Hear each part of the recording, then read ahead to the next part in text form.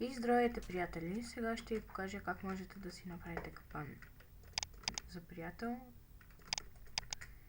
Това е много лесно и се надявам да ви хареса.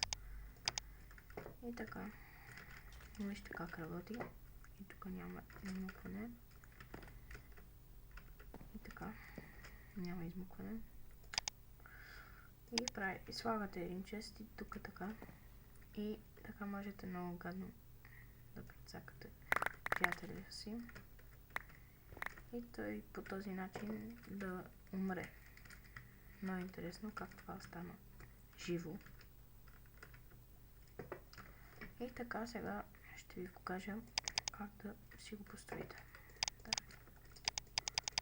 Това може, очевидно може и на оцеляване.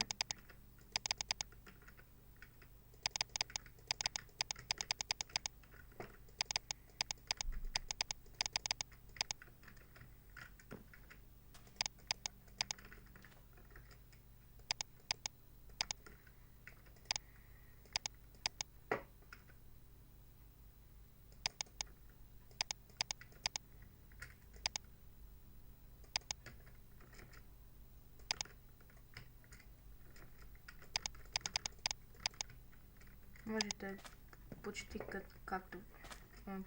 да си го поставите както искате.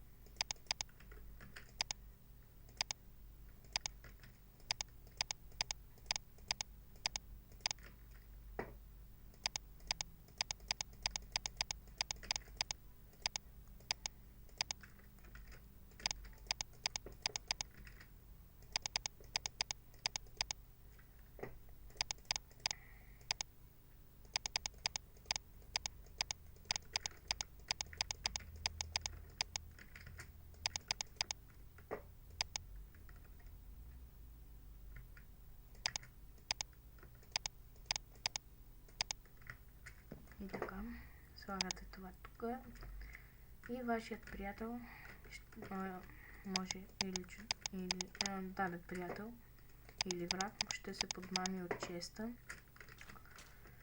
Поне така ми се е случило на мен. И ще се опита да го отвори. Тук има капан. Може да не го види. Ще пристъпи напред. И по този начин ще умре. Ако не ви стане с този ваш приятел, значи другия път определено с някой друг ще стане. И така, това беше от мене. Дано ви е харесало и до нови срещи.